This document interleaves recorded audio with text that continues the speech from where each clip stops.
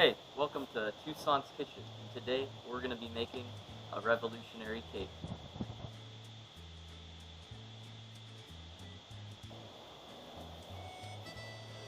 Now when making a cake, you're always going to want to start by mixing your motivation ingredients. So we're going to start by adding 1.5 cups of flour to our bowl.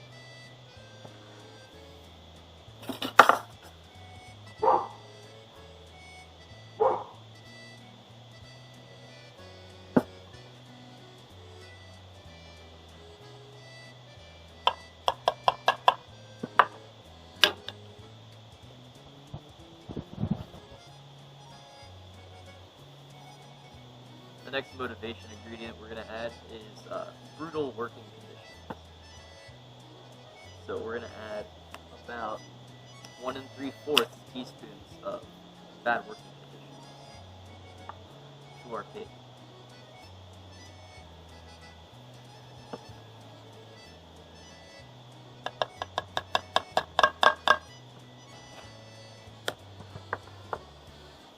The next ingredient we're adding in is aspirations of the affranchised social class. And that will be 1 cup of that. This is going to be very important to the flavor of your revolution because this will act as one of the driving motivations for the more powerful colonists to actually want to take part in the revolution.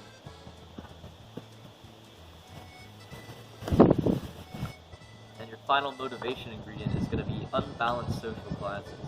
And we're going to add about 3/4 of a cup of that.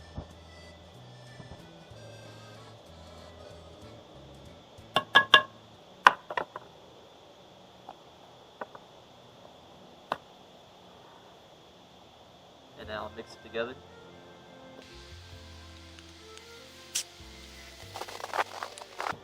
And make sure to keep mixing until you get all of those big chunks and make it a nice even consistency. Now, once you've mixed all of your motivation ingredients, you're going to want to move on to your logistics. So, in a separate bowl, you're going to add about 3/4 of a cup of unbalanced population. So this is going to be about 90% slaves, 4% mulattoes, and 6% white colonists. That's about the consistency you want. And the next ingredient we're going to need to add is, of course, your revolutionary leaders.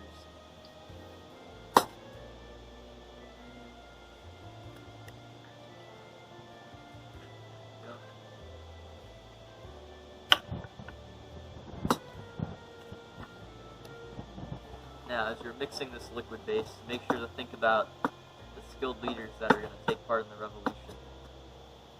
One of the skilled leaders of the Haitian Revolution is Toussaint Louverture, which led the Revolutionary Army for the majority of the revolution, and he ruled the colony under his military rule for a short time.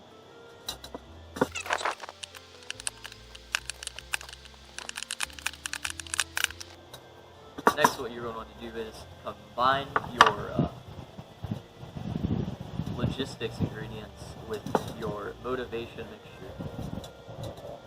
And you'll just take 1 bowl, pour it into the other.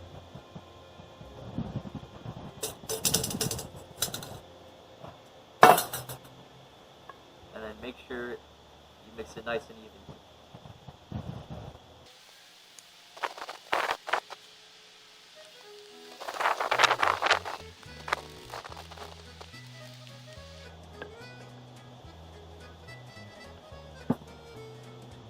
Now, after you've combined the two mixtures, make sure to set the mixture aside for about 1.5 centuries while you wait for the anger to rise up enough for a revolution to take place.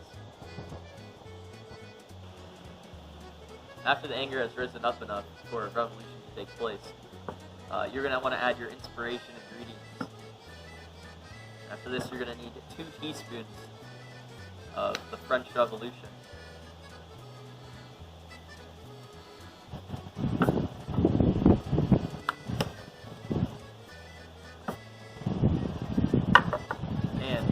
half cup of Enlightenment ideas. Make sure you spread the Enlightenment ideas evenly throughout to ensure maximum flavor.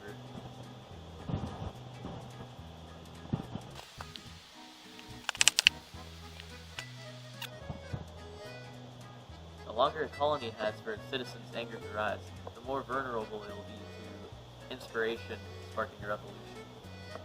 The French Revolution was key inspiration for the Haitian Revolution because of their ideas of ending slavery. The spread of Enlightenment ideas was also equally as important because of the growing popularity of human rights. After your inspiration has completely mixed into the batter, it is time to pour it into your cake pan.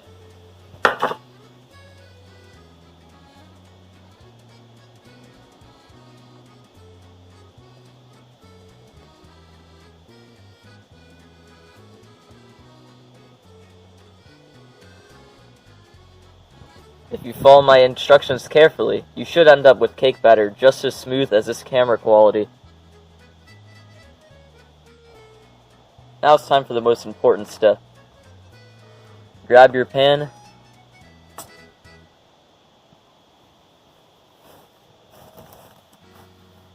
and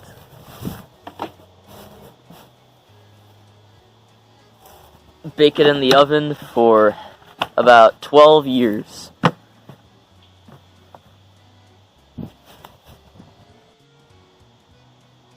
And after 12 years, you're going to want to remove the cake from heat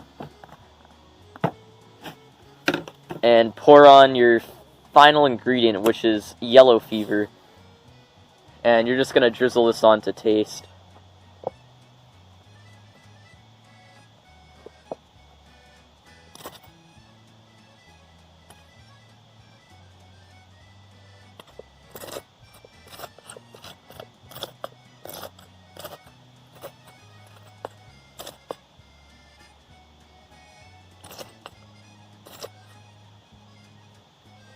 Should be good. And then put it back in the oven for another year or so while you wait for it to finish baking. And I'll see you then. Now what the yellow fever disease will do is prevent the French from regaining control when Napoleon sends Leclerc and his forces. Despite their big advantage, the yellow fever kills Leclerc and the majority of the French army, which results in the Haitians' victory.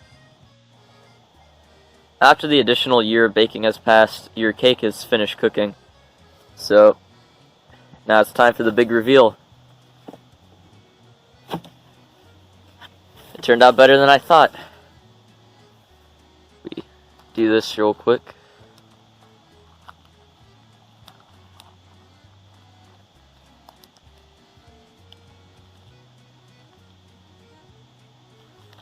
Perfect. This recipe should make about 2 servings. Once you're done baking, write a constitution and enjoy your independence from France. It is now time for the taste test.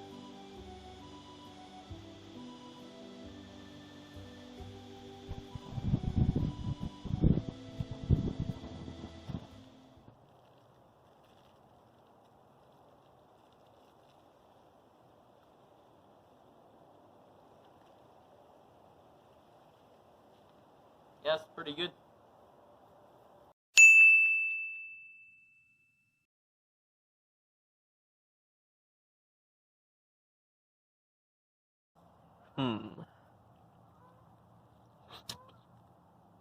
Not bad.